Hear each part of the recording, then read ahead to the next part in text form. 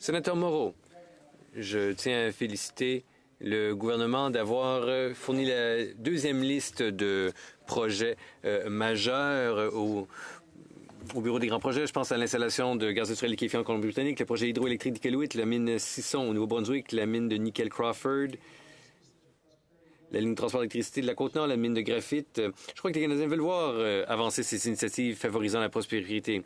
Mais ces projets, toutefois, ne dépassent pas les frontières provinciales et ne semblent pas nécessiter la coordination interprovinciale que l'on pourrait associer à un fédéralisme solide. Je connais les critères applicables au projet international contenus dans le projet de loi C5, tels que les chances de succès et la contribution à une croissance propre.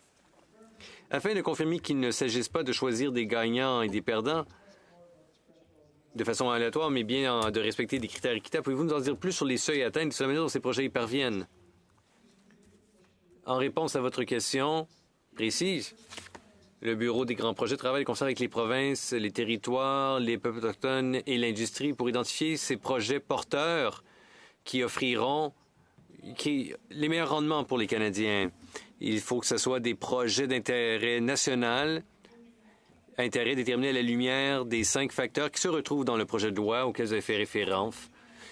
Doit être des projets qui doivent renforcer le Canada, améliorer son autonomie, sa résilience, apporter des avantages, des projets susceptibles d'être couronnés de succès et qui peuvent faire aussi la promotion des intérêts des Autochtones tout en favorisant la croissance propre et respectant les objectifs canadiens en matière de changement climatique. Voilà tout ce qui est pris en considération dans la détermination des projets d'intérêt national qui sont sélectionnés. Le sénateur Klein, question supplémentaire. Plusieurs de ces projets ont connu des retards par le passé, qu'il s'agisse d'obstacles réglementaires ou financiers, de consultations avec les peuples autochtones ou d'autres défis. Les Canadiens veulent comprendre qu'est-ce qui a fait la différence cette fois-ci. Pouvez-vous nous expliquer lesquels de ces projets avaient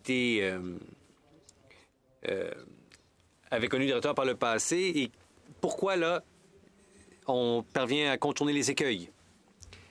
Il sera difficile pour moi de vous donner la justification complète en l'espace d'une minute, mais suffit de dire, sénateur, que dans le cas de la mine de nickel Crawford, il y a toujours des processus d'émission de permis qui sont en cours et le bureau tente d'accélérer les choses